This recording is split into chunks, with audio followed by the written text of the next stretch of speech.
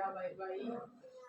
Mau masuk nanti Ibu Eva yang sebentar lagi. Iya Pak, sebentar lagi saya mau masuk ke dalam. Iya, jadi izinkan saya Ibu untuk melakukan supervisi dengan teknik coaching kepada Ibu. Artinya supervisi yang akan kita lakukan tentunya bertujuan untuk memperbaiki atau untuk menyempurnakan teknik pengajaran yang akan Ibu lakukan nanti di dalam kelas. Artinya kita di sini tidak mencari kesalahan, tetapi jika kita menemukan kekurangan, kita akan mencoba untuk memperbaiki bersama-sama dan pastinya dari diri Ibu sendiri. Jadi sebelum nanti masuk ke dalam kelas, dalam proses observasi, saya akan menanyakan beberapa hal kepada Ibu. Yang pertama mengenai tujuan pembelajaran. Jadi tujuan pembelajaran Ibu nanti apa, Bu? Baik Pak, saya akan menjelaskan.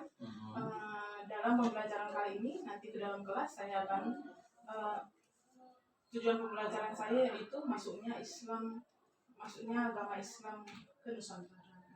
Oh, artinya siswa nanti mampu apa ini, Bu? Menjelaskan atau tadi kan masuknya Islam ke Nusantara, berarti siswa bisa apa nanti? Dalam pembelajaran ini saya berharap nanti anak-anak akan bisa berdiskusi.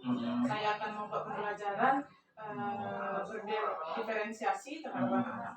Oh gitu, berarti tadi tujuan pembelajarannya siswa mampu mendeskripsikan mendeskripsikan proses masuk Islam ke Nusantara, baru kemudian area pengembangan yang hendak dicapai tadi, Bu?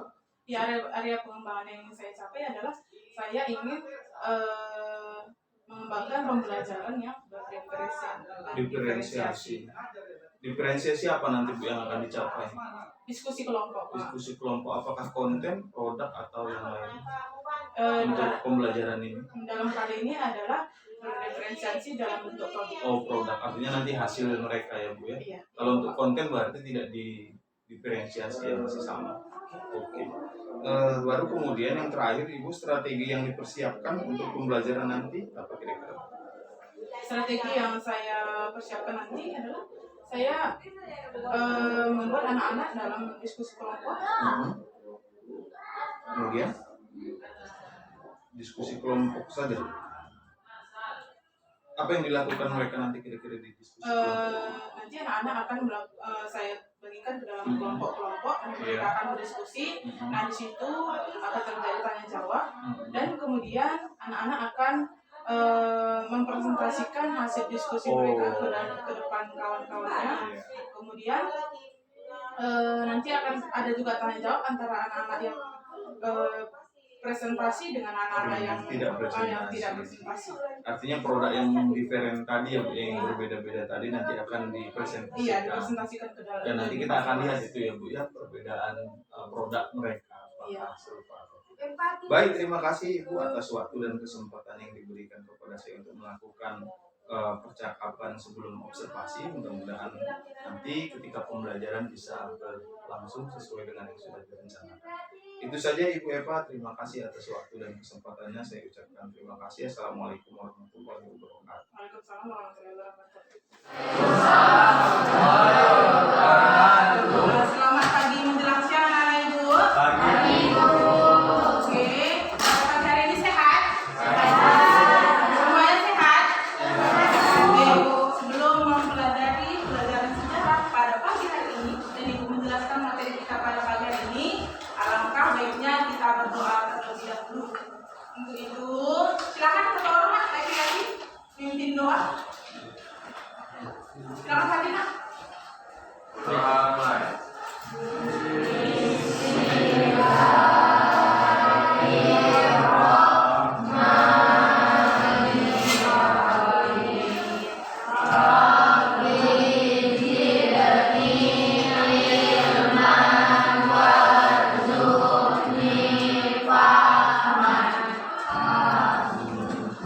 Baik, terima kasih kepada ketua kelas karena sudah memimpin doa pada pagi hari ini. Semoga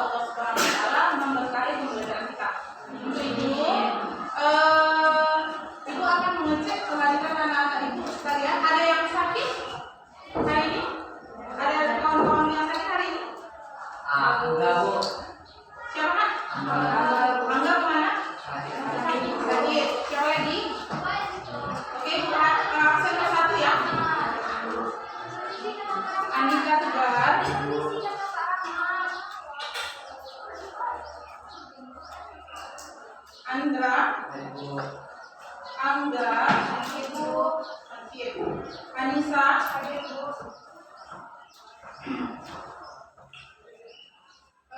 Fakri.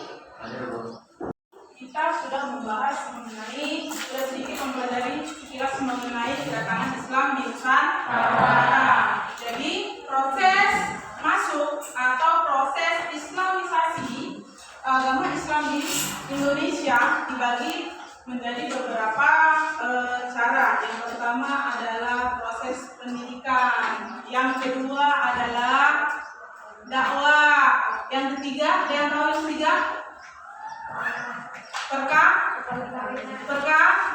Perkawinan. Kemudian yang keempat apa tuh? Tasawuf. Kemudian selanjutnya selanjutnya adalah perkawinan. Oke, tadi udah bilang perkawinannya? Udah, berarti yang terakhir adalah tasawuf. Untuk itu, pada pagi hari ini kita bahas kembali sambungan dari materi kita yang lalu, yaitu teori masuknya Islam ke Nusantara. Ada yang sudah tahu teorinya? Berapa teori yang sudah tahu? Ada empat. Teori apa yang pertama? Teori sejarah. Kemudian yang kedua? Yang ketiga? Yang keempat? Tiongkok atau Cina. Nah, sebelum kita pelajari ini, anak-anak ibu paham mengenai dalam materi ini, ingin anak-anak dapat menjelaskan mengenai teori masuknya Islam ke Nusantara, Islam ke Indonesia. Kita bahas satu-satu.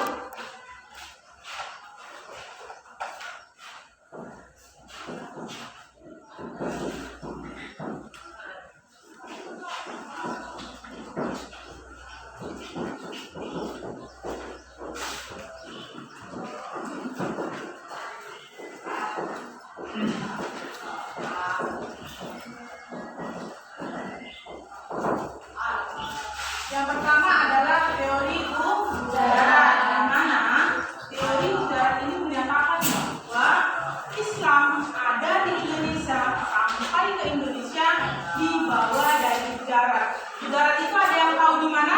India. Dan mereka berlayar dari Selat Malaka sampai ke Indonesia sembari berdagang, sembari juga berdakwah. Jadi yang pertama dibahas adalah teori sejarah. Islam di Indonesia dibawa atau disebarkan oleh orang India. Nah, itu teori yang pertama. Kemudian teori yang kedua. Teori yang kedua teori apa?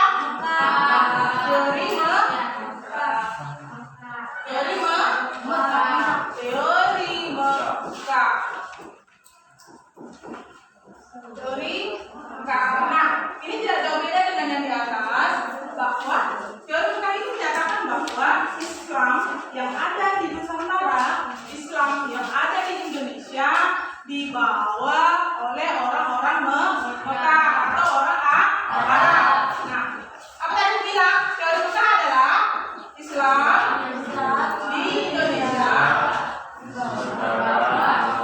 disebarkan oleh orang Arab yang berasal dari Mekah.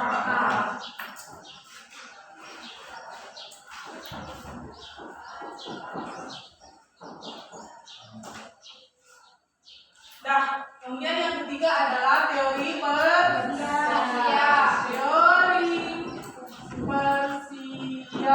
Tahu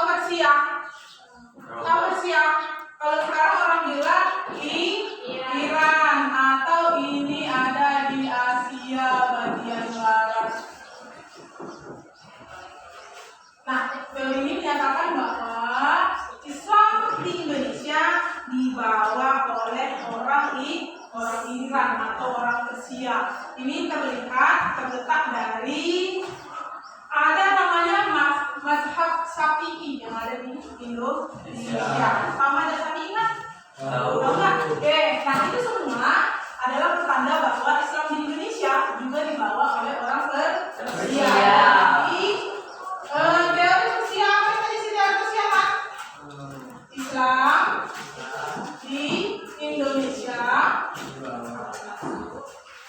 dibawa oleh orang-orang Persia ke Indonesia. Kemudian yang terakhir adalah teori Tiongkok. Tiongkok ini ada di Cina. Nah, kalau pernah kamu dengar Laksamana Tenggo,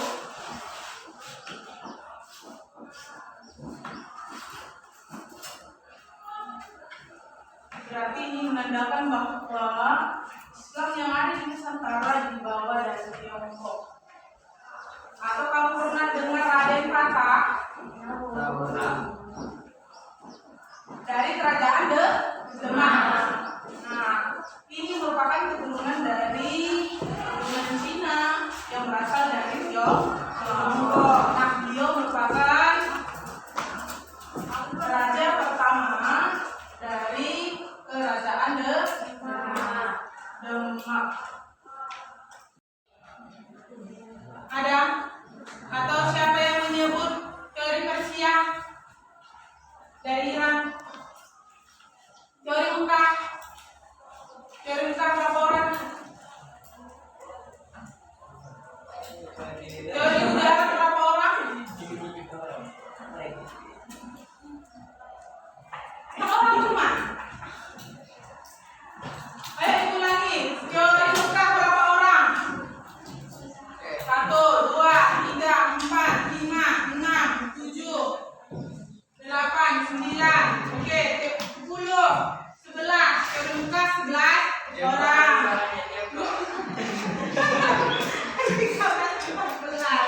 Kemudian kalau teori udara atau berasal dari India, berapa orang? 1, 2, pokoknya 2 kali, nggak merasa 1 kali.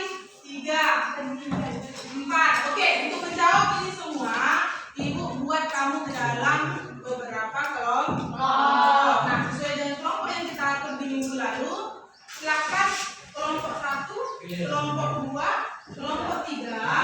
Soal yang tadi kamu jawab nanti akan dipresentasikan di depan kelas ini semua.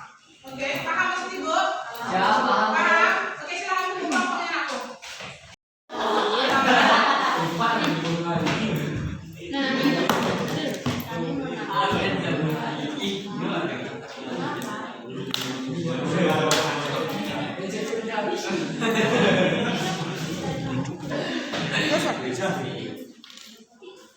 Kasih tengok lah sama kawan nanti.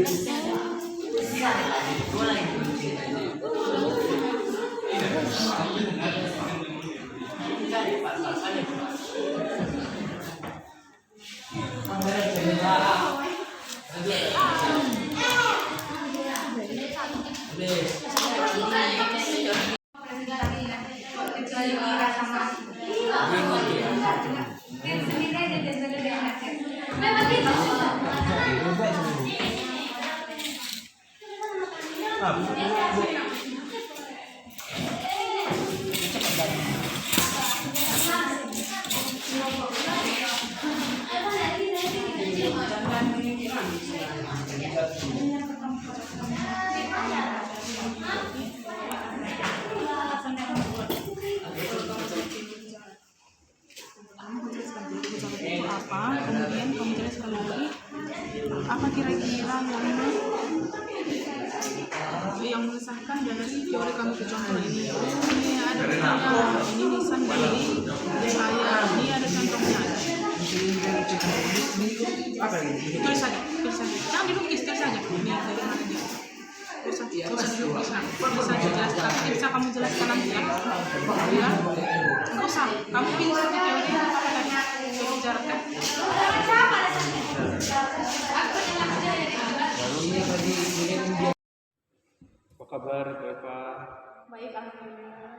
Bagaimana perasaannya Ibu Eva tadi setelah melaksanakan pembelajaran di kelas?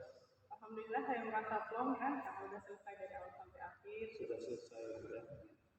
Jadi sudah lega. Sudah lega. Sudah selesai. Kemudian kira-kira apa yang menjadi kelebihan yang bisa Ibu rasakan tadi ketika melaksanakan pembelajaran? Alhamdulillah dari proses pembelajaran tadi dari awal sampai akhir, saya mencoba menerapkan untuk pembelajaran diferensiasi. Dan dalam pembelajaran itu saya mengelompokkan anak-anak dalam beberapa kelompok, ada yang visual, Iya. audio, dan Berarti tadi sudah ya Bu ya diproses, kemudian dengan di produk ya Bu ya. iya. Karena tadi mereka menghasilkan produk yang berbeda ya Bu ya. Iya. Baik. Kemudian setelah tadi kita mencoba untuk menemukan kelebihan Ibu, kira-kira ada tidak merasa bahwa ada yang kurang dengan pembelajaran tadi? Pastinya dari setiap pembelajaran yang saya lakukan, saya selalu mengkoreksi diri saya sendiri apa kira-kira yang menjadi kelemahan dan kelebihan saya. Terutama kelemahan pastinya kelemahan lebih banyak kan. Jadi beberapa kelemahan itu diantaranya saya lebih kurang detail dalam ini kan pembelajaran berdiferensiasi. Kemudian anak-anak kan memiliki banyak karakter yang berbeda. Jadi kadang saya mungkin dalam proses, dalam konten contohnya, saya kurang menampilkan video yang mungkin yang hanya sebagian anak pilih lagi. Dan itu semua membuat saya lebih belajar lagi bagaimana caranya hari berikutnya, pertemuan berikutnya untuk membuat konten yang lebih kreatif atau membuat strategi yang lebih jitu lagi bagaimana agar anak-anak yang berbeda ini, ada yang visual, audio, dan kinestetik ini bisa menyerap pembelajaran saya dengan baik. Artinya secara keseluruhan Ibu akan menerapkan pembelajaran berdiferensiasi tadi ya Bu ya? Iya, karena Ibu merasa masih ada yang kurang tadi di bagian konten ya Bu ya. Baik, terima kasih Ibu. Jadi kira-kira apa rencana ke depan yang akan Ibu lakukan terutama untuk diri Ibu sendiri terhadap kegiatan pembelajaran di dalam kelas yang akan datang? Ya, seperti yang saya katakan tadi kan, saya juga tidak langsung sempurna, saya juga memiliki kekurangan, apalagi anak kita yang berbeda karakter kan. Saya akan lebih mendalami lagi, lebih memperbaiki lagi atau lebih mencari tahu lebih baik lagi mengenai strategi apa yang akan saya berikan atau saya lakukan untuk anak-anak yang berbeda karakternya. Berarti akan mencari strategi terbaik. Iya. Kira-kira dengan cara apa Bu? Apakah ikut pelatihan atau apa? Kira-kira bisa dijelaskan? Mungkin bisa dengan pelatihan, bisa dengan baca buku, bisa lihat video-video yang lebih menarik lagi untuk anak-anak. Artinya belajar mandiri. Iya, lebih belajar mandiri lagi boleh. Kemudian menonton video-video dari YouTube juga boleh. Lebih mengembangkan pengalaman dan pengetahuan saya ke depannya, insya Allah. Ya, baik Ibu, terima kasih. Saya rasa itu saja Ibu diskusi kita setelah pembelajaran tadi yang sudah dilaksanakan. Terima kasih atas waktu dan kesempatan yang sudah diberikan kepada kami untuk melakukan supervisi. Mudah-mudahan ke depan kita sama-sama menjadi pendidik yang lebih baik lagi Bu ya. Terima kasih atas waktunya. Assalamualaikum warahmatullahi wabarakatuh. Waalaikumsalam.